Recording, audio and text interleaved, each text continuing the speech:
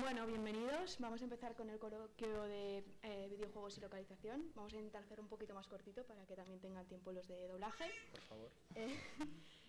Yo miraba así unas cifras para dar un poco de contexto. El mercado de los videojuegos, por ejemplo, mueve 82.000 millones en el mundo en 2015. Es un mercado que en los países emergentes está en crecimiento exponencial debido al desarrollo de la banda ancha y a las nuevas plataformas de juego. En España, concretamente, en 2014 movió 996 millones de euros. La facturación se prevé que en los próximos 3 años crecerá un 130%. Y en España hay 330 empresas y es el triple de las que había en 2010. Como veis, el mercado tiene futuro.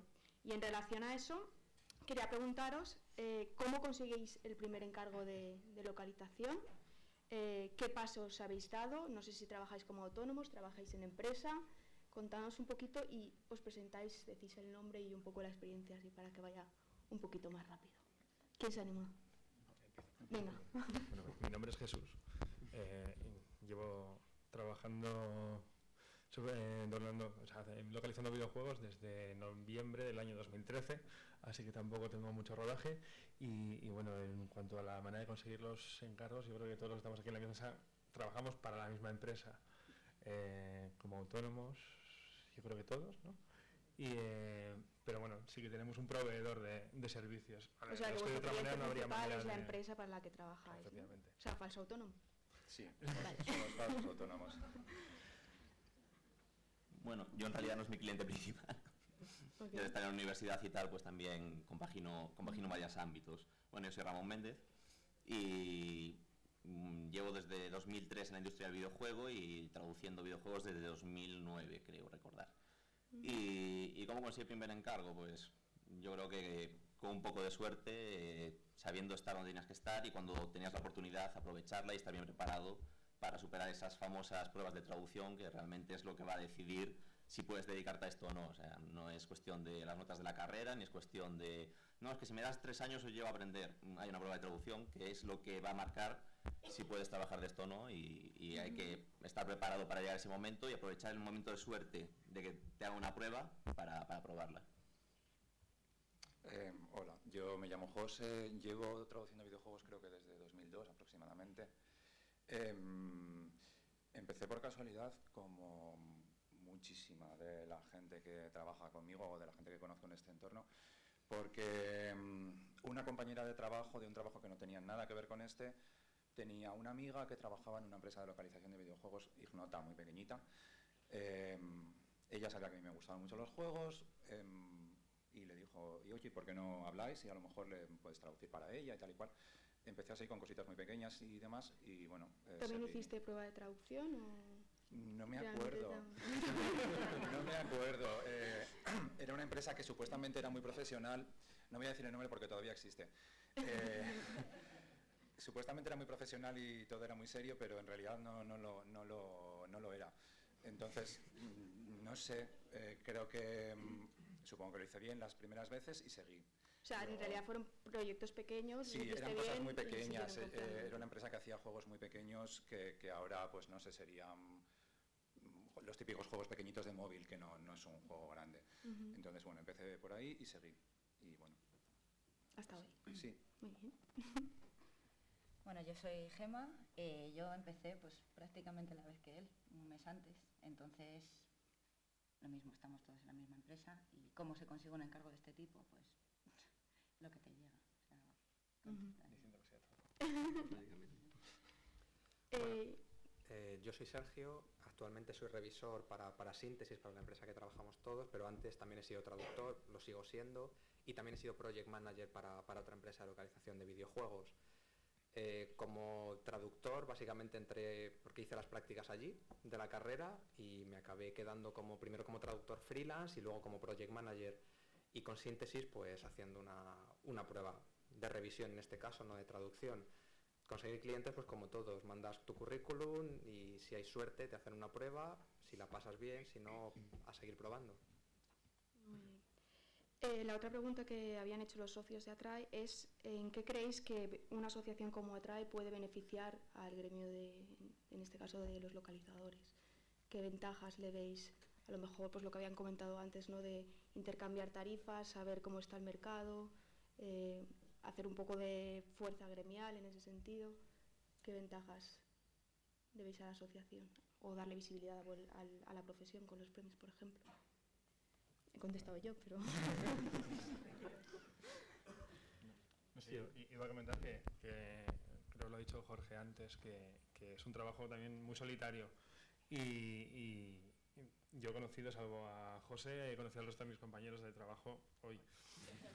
Entonces, ¿y cuánto tiempo llevabais trabajando juntos? Pues este proyecto... ¿Nos cuentas? ¿Has oído fechas? Pues... Ya, pero habéis coincidido antes en otros proyectos también y no os conocíais, sí. ¿no? Sí, pero bueno, 9 meses que hemos estado trabajando en un proyecto, también es un trabajo muy fragmentado. El caso es que, bueno, que es agradable el ver que hay gente que hace lo mismo tiene que tú, ¿no? tus mismos problemas. No duermo, hoy duermo 3 horas y ya mañana me lo pienso. Bueno, pues quiero decir, también es no solo el reconocimiento laboral, sino crear la empatía, crear un poco en el día a día, de colectividad. A mí me gusta sobre todo lo que dices de la visibilidad, porque hay muchas empresas que igual son más reticentes a decir quién hizo qué, y cuando haya un premio por el medio como que tienen un poco más de ligereza de decir, pues entonces sí que te digo nombres. Y por ejemplo, en el tercer nominado de Sombras de Mordor no había gente en los créditos ni nada, y gracias a estos premios pues se pudieron decir unos nombres y se pudo reconocer un poco la labor de gente que es muy anónima, porque para bien o para mal este sector es demasiado anónimo. ¿Y por qué crees tú que el tema de la competencia? No, ya no metemos en cosas de altas esferas, yo ahí ya no me mojo. No, yo creo que el anonimato sobre todo se debe a que el cliente está muy lejos de nosotros.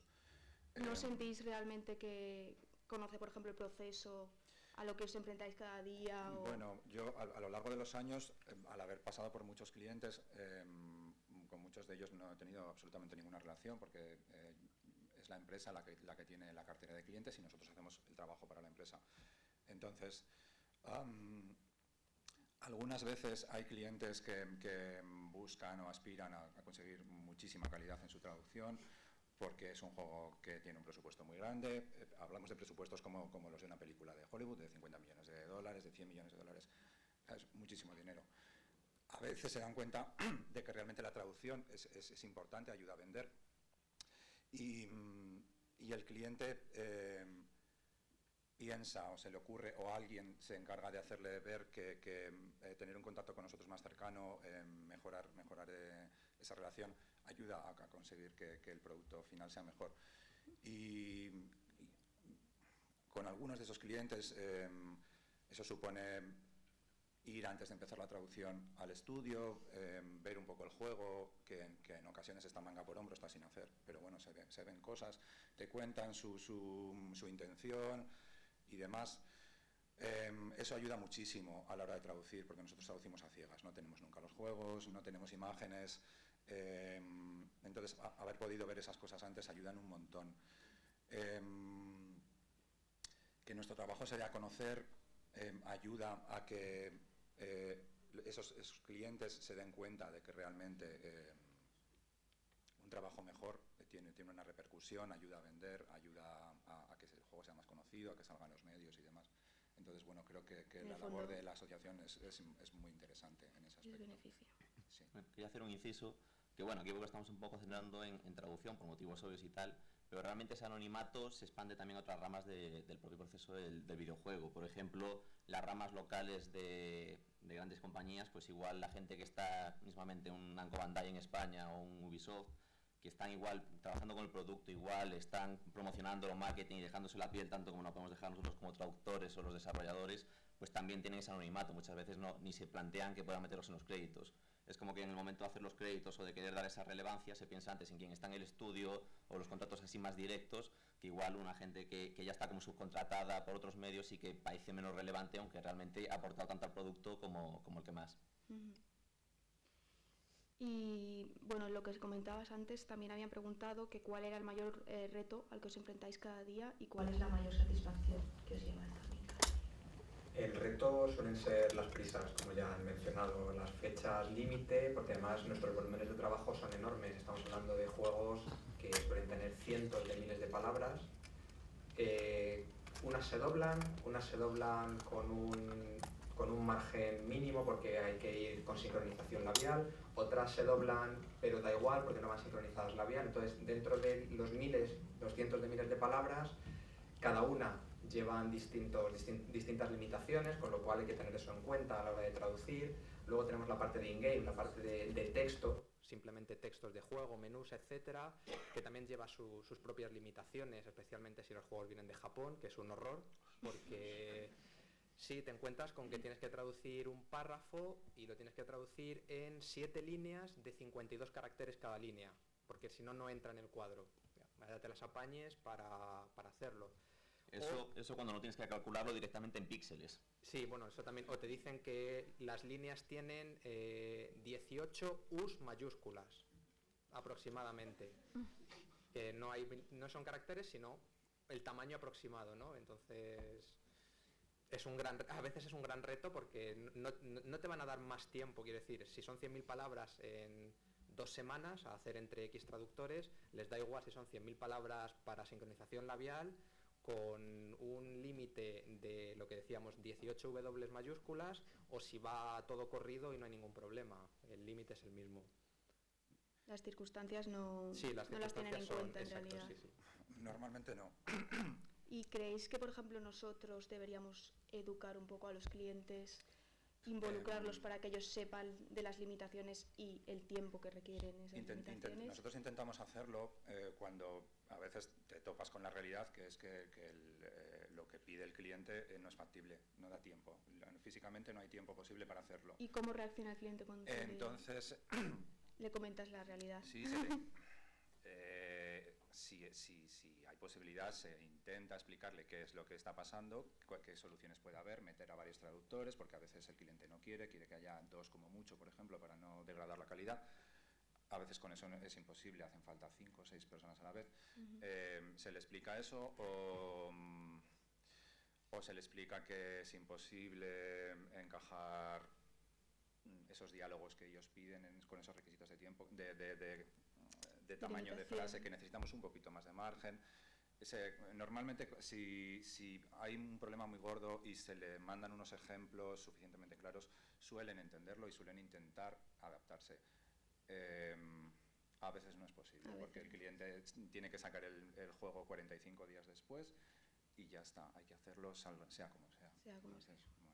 También nos preguntaban un poco cuánto duró el proceso de traducción y si lo podéis explicar un poco, los pasos que seguisteis, no sé, desde que recibisteis el material, cómo lo que comentabas, ¿no? Que clasificabas el tipo de...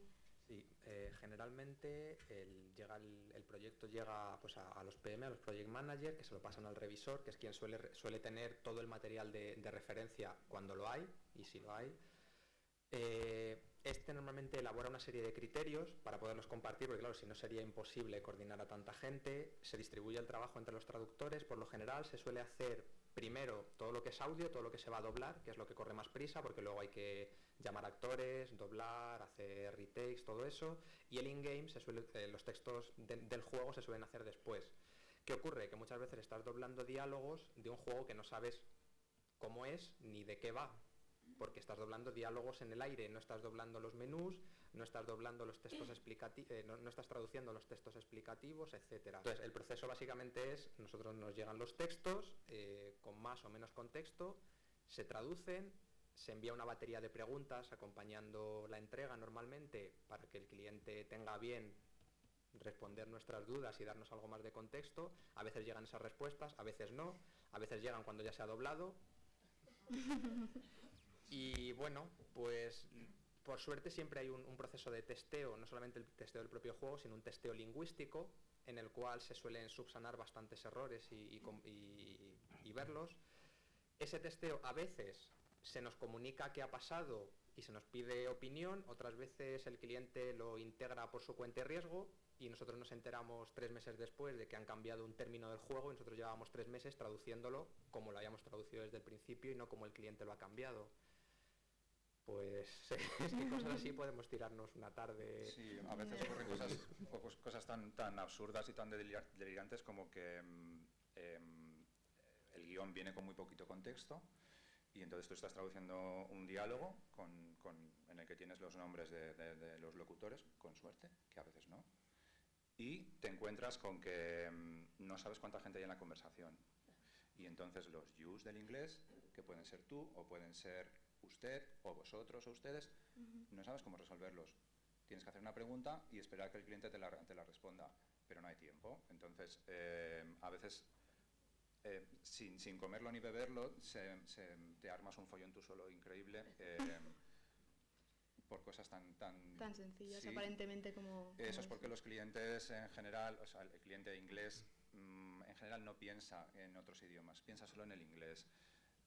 No tienen el más mínimo conocimiento de que en otros idiomas hay géneros, números y demás, y no les entra en la cabeza, o sea, no lo piensan, es algo que no existe para ellos. Entonces, la frase más sencilla en inglés, que es como, pues, yo qué sé, hola, ¿qué tal?, que para nosotros puede ser, bueno, esa es demasiado fácil, pero bueno, un ¿cómo estás?, un how are you, para Un nosotros simple puede ser welcome. integral. El welcome es horrible en un Claro. videojuego, porque Claro. nunca sabes Un bienvenido, cuántos, bienvenidos, cuántas, bienvenidas, bienvenidas.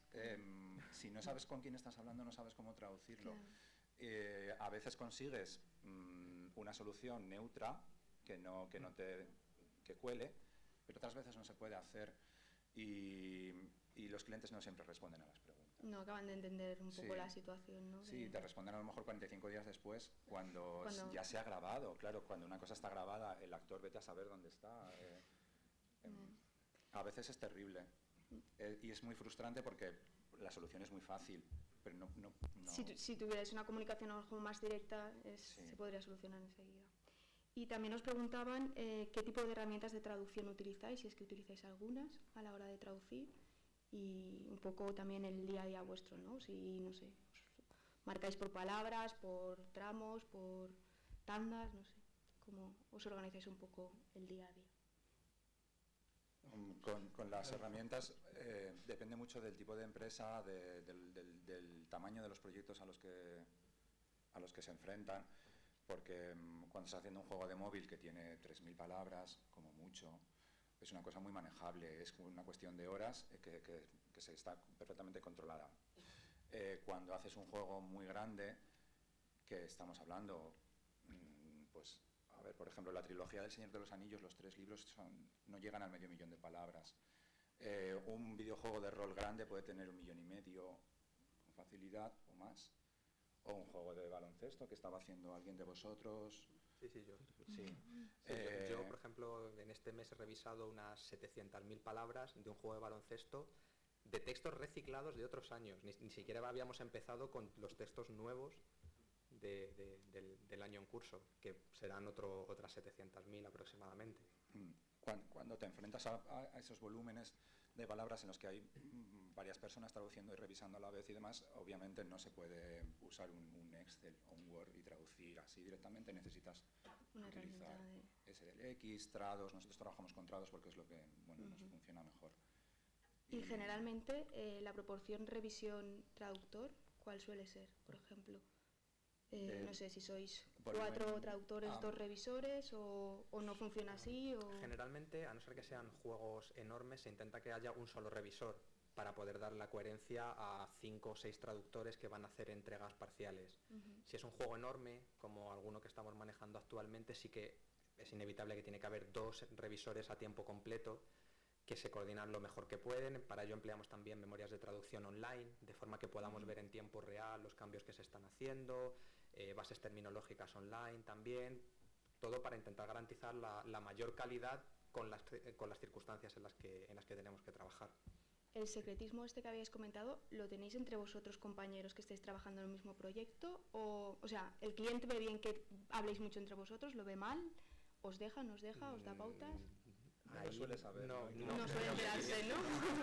El cliente envía y se olvida. O sea, sí. Hay algún juego en el que hay que utilizar las siglas solamente por no escribir en un correo electrónico el nombre. Sí, a veces la neurosis es ridícula, pero bueno, claro, al final tampoco vas a decir, voy a hacer lo que me dé la gana, luego el cliente ya que sea pechugue. Si estás en el mismo proyecto, obviamente sí puedes comentarlo, claro. Y luego, si son compañeros tuyos de la oficina y no están en el mismo proyecto, ya depende de tu discreción y de si te han insistido en que tal proyecto en particular es súper secreto o el cliente es muy peculiar, entonces no se trata.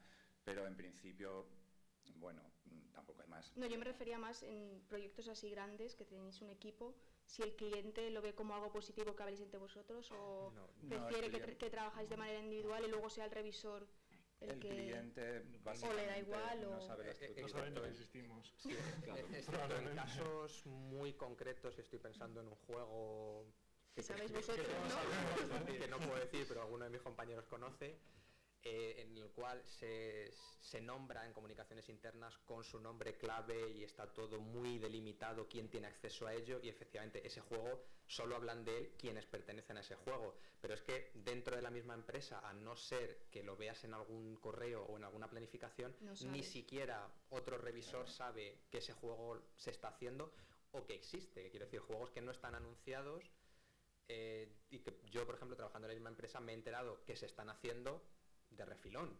y mis compañeros lo mismo. Yo estoy haciendo un juego que, por ejemplo, esta semana se ha publicado un sitio web teaser que no dice nada del juego. Todo el mundo en la web, el 90% de los comentarios que he visto tiran a que va a ser cierto juego que no va a ser.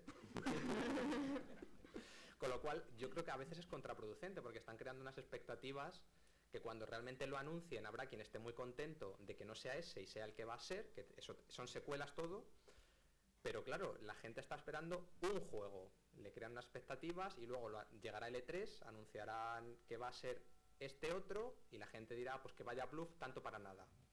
Entonces, hasta cierto punto no sé para qué quieren tanto secretismo si luego lo van a filtrar ellos a la semana. Sí, las veces que ha habido así filtraciones un poco chungas en España, creo que solo ha habido una vez que fuera uno de los traductores implicados en el juego. Siempre es gente más de prensa, amigos de alguien que trabaja en la productora o algo así. Y bueno, somos discretos por la cuenta que nos tienen. Si queréis tener más trabajo, ¿no? Sí, obviamente, es lo que hay. No vamos a tirarnos piedras a nuestro propio tejado. Pues yo ya tengo las preguntas que habían hecho los socios. Si alguien en la sala quiere preguntar algo. Bien, muy bien. Un aplauso para la única persona que se ha atrevido por ahora, ¿no?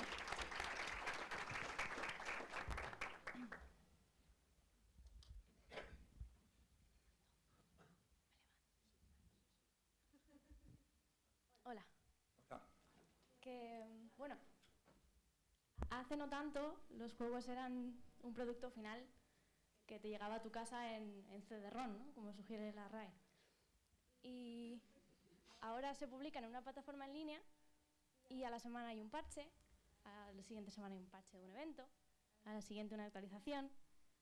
E incluso hay algunos juegos que en Steam, por ejemplo, se ponen a la disponibilidad de los jugadores en fases iniciales del desarrollo, el Early Access.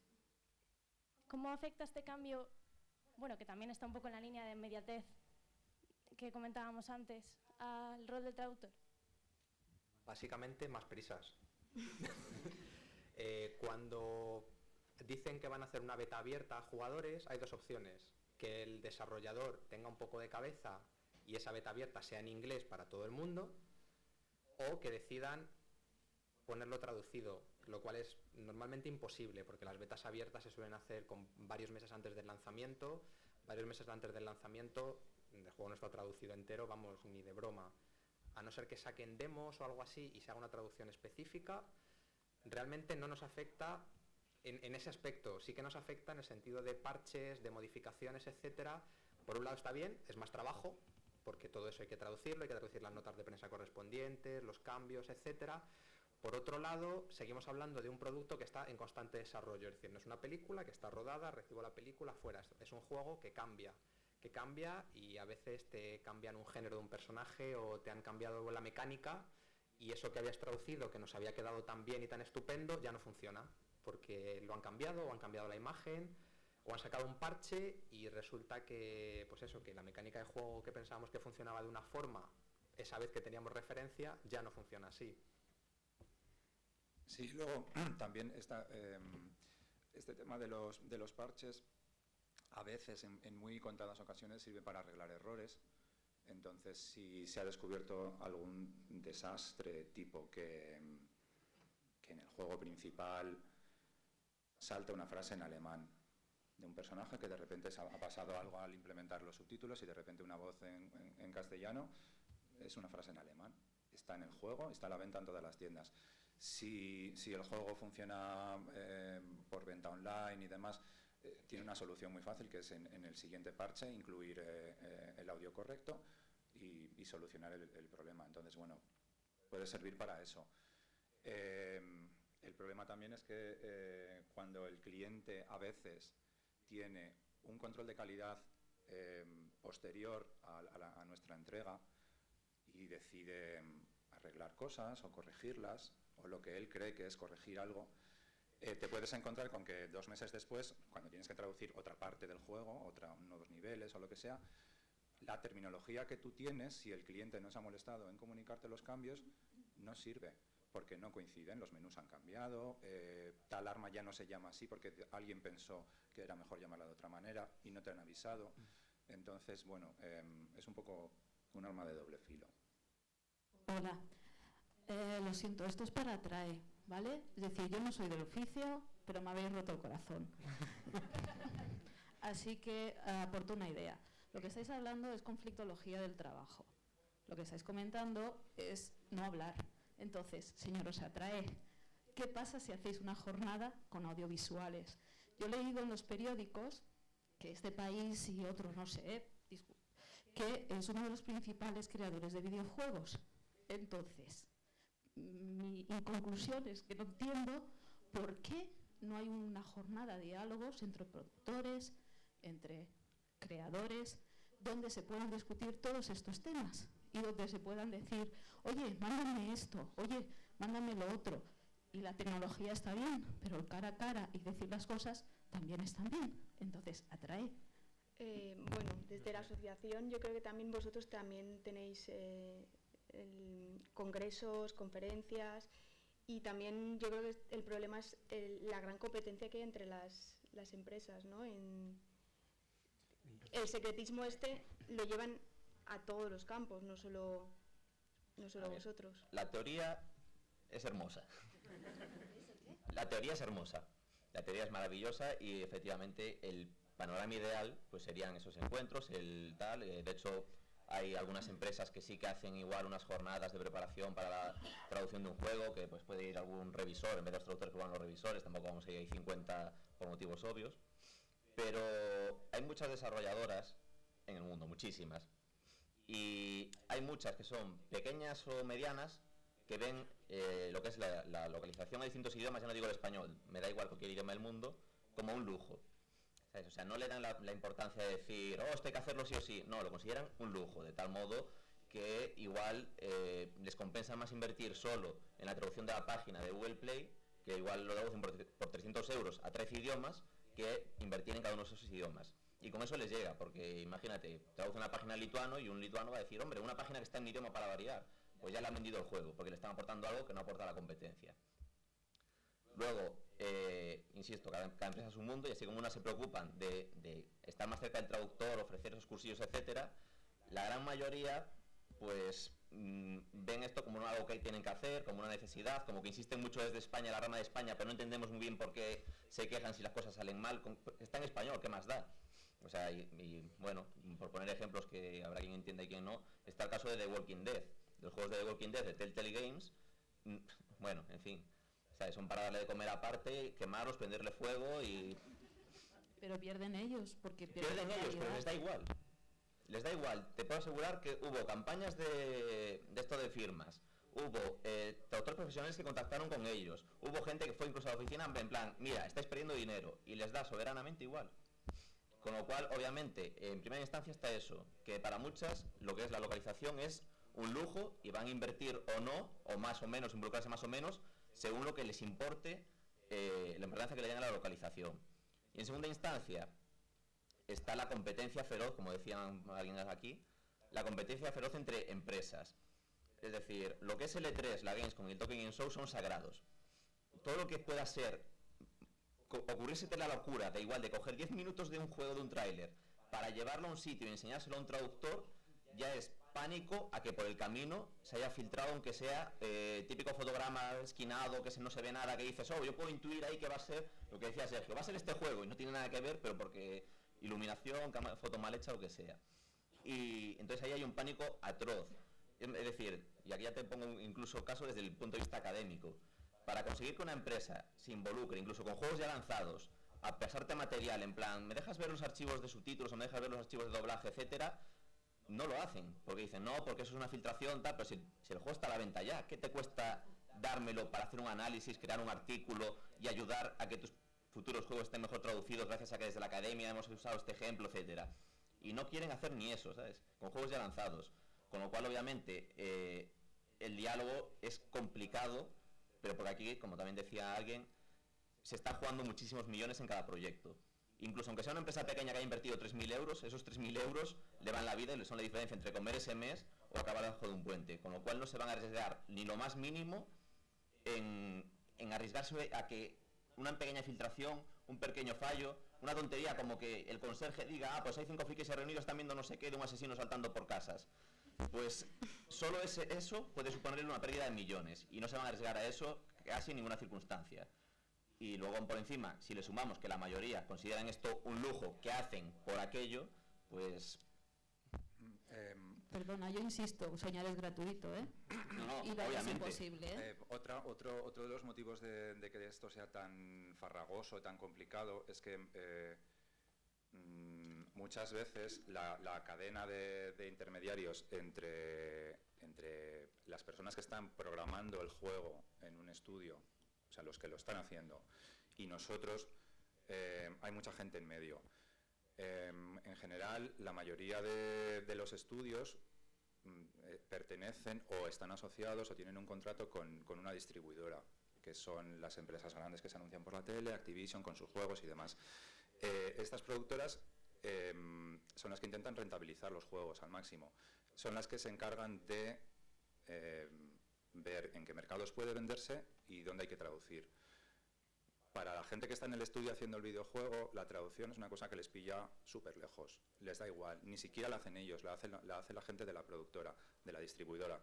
Entonces, esta gente intermedia de la productora, que son nuestros clientes, la mayoría de las veces están tan a ciegas como nosotros, tampoco tienen los juegos, porque los del estudio están apurando hasta el último momento para mandarles una copia que funcione.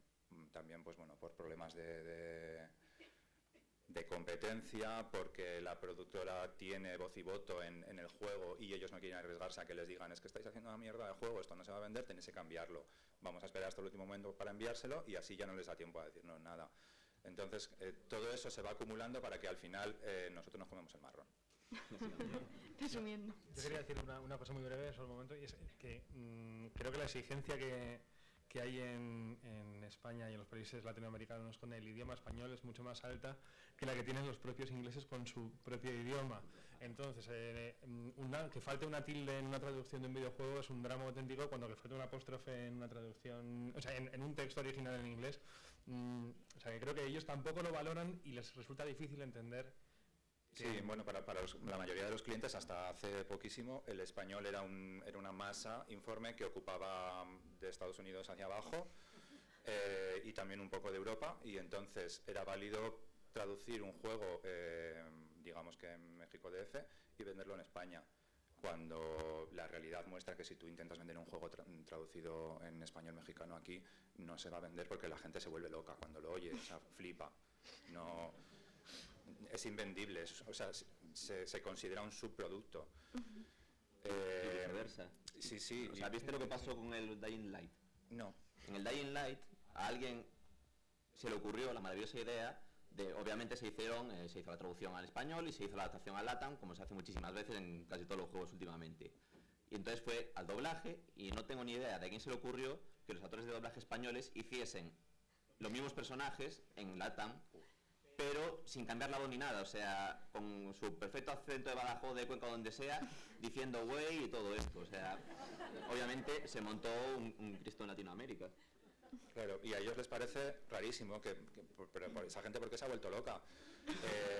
No lo entienden. Claro. Y el juego está traducido, ¿qué más quieren? Claro, hasta que no normalmente, si en algún momento dado de tu carrera consigues reunirte con ellos en persona y explicárselo con unos ejemplos muy sencillos, lo llegan a entender.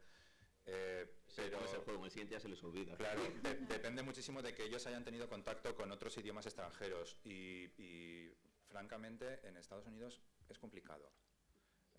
Es difícil encontrar a alguien que tú le digas, pero esto nos va a dar problemas de género. Lo entienda, es como que les entra por aquí y les sale por aquí. ¿Género qué es género? O sea, palabras en femenino, ¿eso qué es? No, está fuera de ellos. Entonces, cuando se crea el juego, cuando se piensan motores de texto que sirven, por ejemplo, para tener una frase con unas variables dentro y que cuando estás jugando, pues diga, has cogido tal. Ese tal es una lista de objetos, por ejemplo, que se traducen aparte, y el has cogido es una frase única. Ese motor de texto muchas veces no tiene en cuenta que las palabras que vienen detrás, que se van encadenando, pues pueden ser en femenino, pueden ser en plural, pueden ser en singular, algunas necesitan artículo, otras no necesitan artículo. Claro, cuando tú te encuentras con esas frases y las tienes que traducir, ves inmediatamente y dices, madre mía, esto no va a funcionar. ¿Cómo lo hacemos? No le puedes decir al cliente, tu motor de texto no funciona, necesitamos que implementéis una solución que se adapte al español, porque te dirán, ¿de qué me estás hablando? A veces es complicado. Es complicado. ¿Tenemos tiempo para una más? Hola, que os felicito por vuestro trabajo, lo primero, y por trabajar en las condiciones que trabajáis, desde luego sois unos héroes, ¿no? Como gran parte de los muchos profesionales de este sector, en este país a veces se trabajan en unas condiciones que son tremendas. Y sobre todo porque no está justificado que los mismos propietarios a los que tú llamas clientes son los propietarios del producto en un país como es Francia o en Alemania trabajan de una manera y aquí de otra. No tiene ninguna justificación. Os quiero hacer dos preguntas. Una solo. ¿No creéis que tendría que estar regulado, articulado, para evitar el intrusismo y para trabajar en mejores condiciones vuestro trabajo?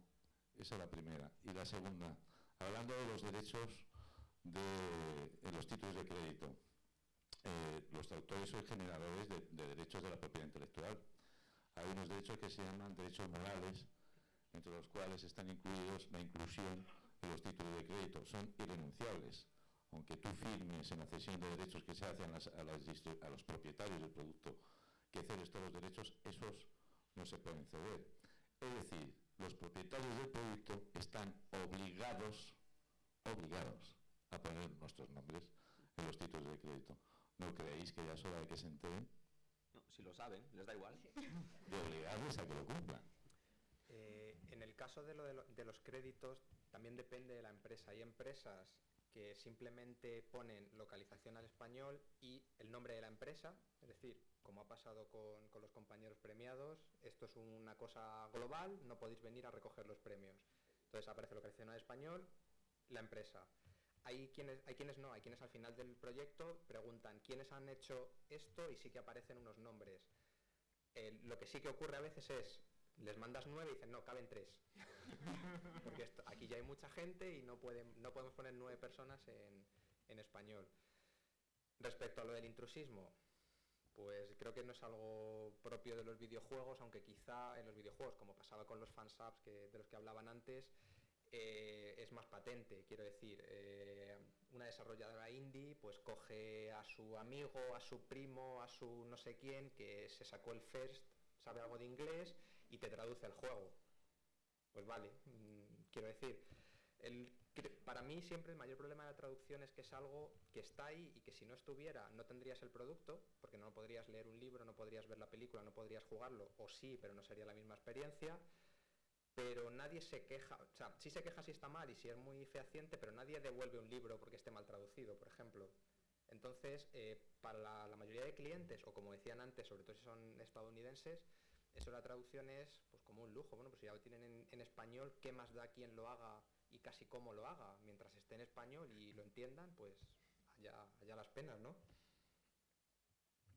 Y también, luego el intrusismo también muchas veces lo animan ellos. Es decir, últimamente hay demasiadas empresas que tienen el morro de decir, fanes, traducírmelo gratis. Yo lo pongo de traducción oficial y con todo su morro Y Microsoft hasta hizo una plataforma oficial en la que tú entras ahí, te registras y te empiezan a mandar proyectos así a lo loco. Tú traduces para adelante, sin coherencia, porque habrá 50 traductores en cada cosa, pero da igual. Sí, bueno, Microsoft es especialista en todo tipo de desatinos. La inauguración famosa. Espero que no haya nadie de Microsoft aquí.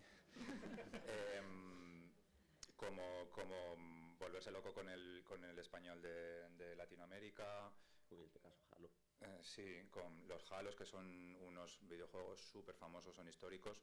Era una franquicia que pertenecía a Microsoft inicialmente, la explotaban ellos, y en el segundo o tercero, por ahí, sí, se dieron cuenta de que tenían el juego traducido como el culo, fatal, súper mal. Y el tercero lo hicimos nosotros, nos llegó a nosotros. El siguiente, cuando alguien, no sé quién fue, les dijo, esto no puede ser así, no podéis vender esto porque es imposible. Y entonces nosotros heredamos un juego con unas traducciones de no dar crédito, unas cosas de flipar. Y hubo que empezar desde cero y explicarle al cliente realmente que estaba muy mal, que no era... que no se podía revisar simplemente, porque a veces te dicen, no, bueno, le echáis un vistacillo y en un par de días nos arregláis estas 250.000 palabras que tenemos del juego anterior y las reutilizamos para el nuevo. Empiezas a verlo y es como, pero es que esto no es una revisión, esto necesita volverse a traducir desde el principio. A veces aceptan y a veces no. Entonces, bueno, me he perdido. Veníamos a que... Intrusismo. Sí, intrusismo. Microsoft, obviamente, en este caso, pero que ocurre con muchas otras empresas, por algún motivo confió en gente que estaba en su casa. No, y lo triste es que por esa traducción que está mal hecha, habrá pagado también un dineral, quiero decir. Claro, obviamente. O no. Bueno, habrán pagado menos de lo que cuesta una agencia, que es como nuestra empresa se presenta. Supongo que la gente en su casa habrá cobrado menos, quiero pensarlo, porque si no, menudo morro. O sea, necesitan a veces llegar a ese desastre, encontrárselo en las tiendas ya para darse cuenta de que merece la pena pagar un poco más. O sea, es la típica cosa de madre, lo barato sale caro, etcétera, etcétera. A veces necesitan estrellarse para darse cuenta de que merece la pena tener una gente más seria que no les va a dar dolores de cabeza, que no se van a encontrar con de repente su juego es invendible. ¿Una más? Y en cuanto a los derechos irrenunciables, lo sabemos, a veces se intenta, pero bueno, que los clientes se hacen la sueca o lo que sea, sí. Y, por ejemplo, no sé si lo sabéis, pero nosotros no tenemos derechos de autor. No existen para nosotros, como traductor. No, ni siquiera. Por ley se considera obra conjunta y no hay nada que hacerle. Nunca hemos llegado a afirmar siquiera que renuncias a nada. No existes, sin más. Sin más. Es más cómodo, ¿no? Bueno, antes de haceros la pregunta, que conste que los subtítulos tampoco tienen derechos de autor como tal. Ahora Dama se ha puesto a intentar pagar por los derechos de autor, pero simplemente de momento se lo quita a los de doblaje para poder pagar a los subtituladores. O sea que ya está bastante mal. No, yo solo quería decir que os admiro un montón, porque por primera vez después de 30 años me ha tocado hacer una traducción de un videojuego del que evidentemente ni puedo hablar ni puedo decir nada, y voy de culo, macho. Pero eso a mí ya me lo contaste, hombre. Te me he privado. No, pero en serio, o sea, ¿estáis seguros de que luego un tester comprueba las cosas, no? No. A veces sí. Es una lotería. Es que si no... Hay un testeo, lo que no sabemos es cuánto tiempo, ni en qué profundidad, ni quién lo hace, porque realmente hay veces que llegan cosas de tester que te planteas si son hablantes de español, si han probado el juego en español o en qué condiciones han probado ese juego, porque te llegan sugerencias que dices, pues, si no, vale que tú estás viendo el juego, sí, pero es que esto no tiene sentido de ninguna de las maneras, o con faltas de ortografía, pero, o con... Bueno, yo faltas de ortografía no, pero lo que sí que me está pasando es que yo estoy traduciendo cosas que como luego queden así, va a ser fatal, porque claro, yo no tengo nada, o sea, no tengo ni imagen ni contexto, no sé, no tengo nada. Entonces, yo recuerdo una palabra que es easy. O sea, una de las frases era easy. Claro, o sea, tú no sabes si es despacio, tranquilo, fácil. O sea, y claro, decides una de las tres y luego ya me imagino ver la película y que el tío le diga, fácil, fácil. Sí, sí. Y no sería la primera vez que ocurre. Ya, Con suerte los guiones llegan ordenados, quiero decir, llegan con sus diálogos. Hay clientes que tienen la brillante idea de mandarte los guiones por personaje. A mí me están llegando. Si tienes también suerte te lo pueden mandar por personaje, pero como llevan un identificador, a lo mejor a través del identificador, si buscas el inmediatamente anterior, te sale lo que está diciendo el otro personaje. Pero ya... Los numeritos del lado izquierdo. Sí, la I de digamos. esa rama. No, es que de verdad es que de cráneo... No, Sí, o a veces sacas contexto precisamente por esa combinación de números y letras, porque a lo mejor es una abreviatura que te está diciendo que eso es una carrera en lancha. Porque aparece... Subtitulado para neófitos, claro. años de experiencia. Sí, bueno, Sí, las primeras unas veces... abreviaturas Sí. que tú ya relacionas con que eso es una cosa y que sigue un cierto orden y te apañas. Claro, yo lo único que... Es que tampoco puedo hablar mucho, pero lo único que tengo es que pone una pequeña escenificación de lo que es y a quién teóricamente se lo estás dirigiendo.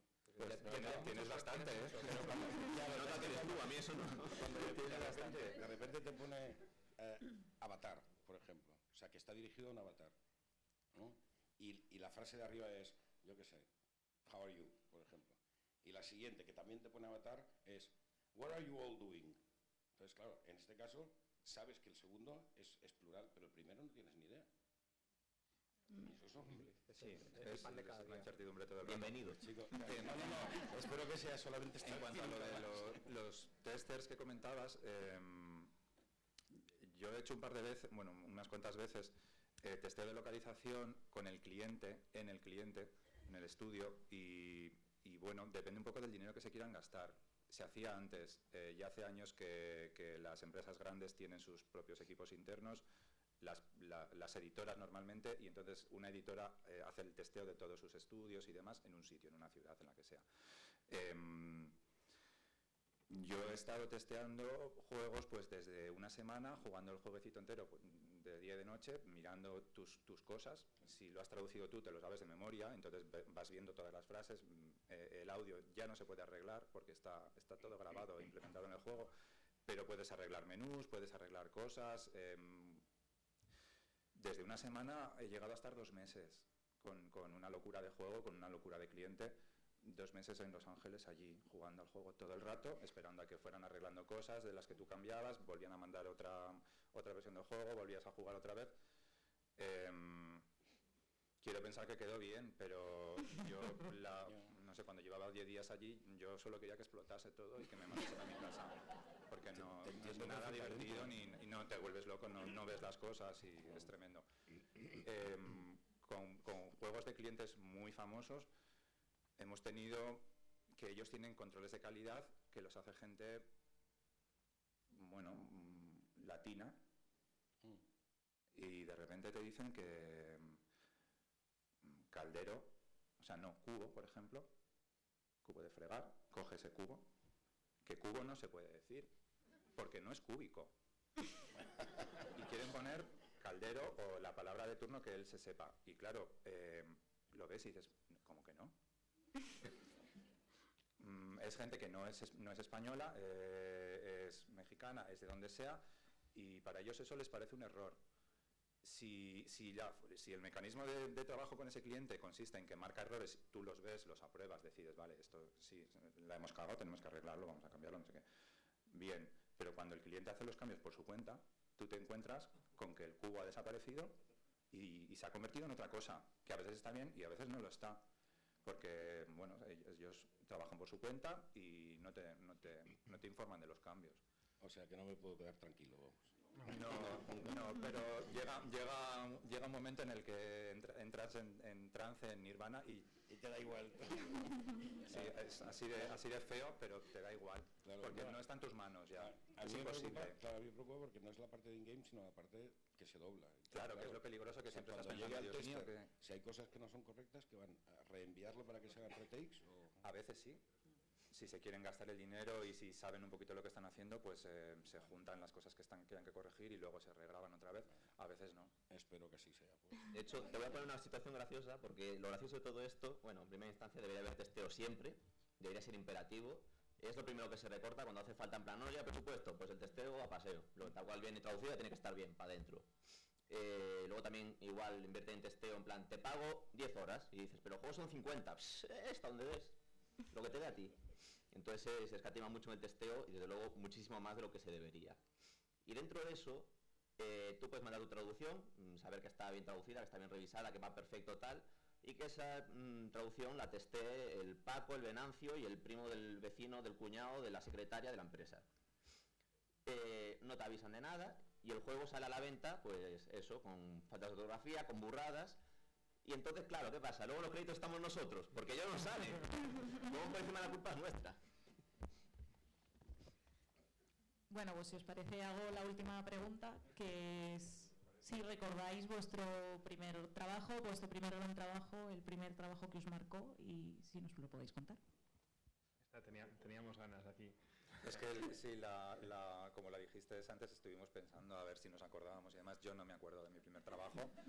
Era para esta empresa tan pequeñita. Sí me acuerdo que en uno de esos primeros trabajos había que traducir en un manualcito del juego, cuando llevaban manualcitos, folletitos y tal.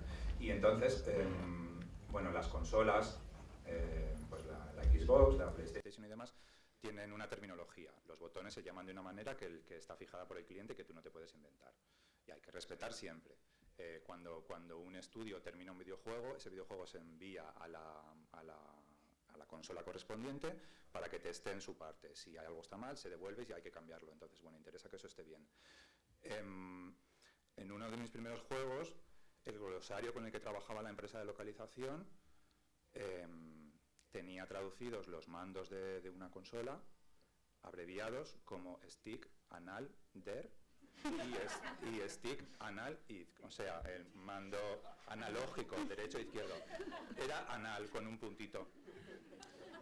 Claro, yo cuando lo vi me dio la risa, como normal, y les dije, oye, que pone anal, que esto no lo podemos poner.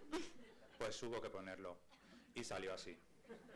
Y les explicamos de todas las maneras posibles que los niños iban a flipar, que iba a ser el hazme reír de la gente, que claro, que es una cosa que salta a la vista, o sea, en una página así de grande ves anal y ¡pum! Pues eso salió así. Y bueno, pues eso. Yo Ha sido el primer proyecto grande. Pues el mío se llamaba Acuerdo de Confidencialidad, un juegazo. Está guapísimo, tiene muchas secuelas, o sea, hay un montón, se llaman todos igual.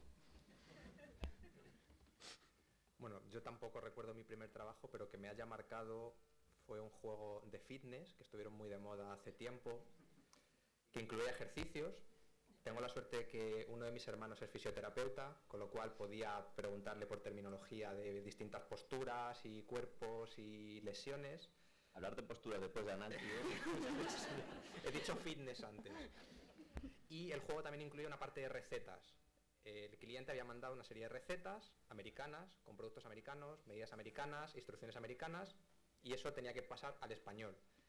Le dijimos que la mitad de esas recetas no las iban a poder reproducir los clientes españoles simplemente por falta de ingredientes, independientemente que yo ya me inventara los procedimientos y distintas medidas y tal y cual.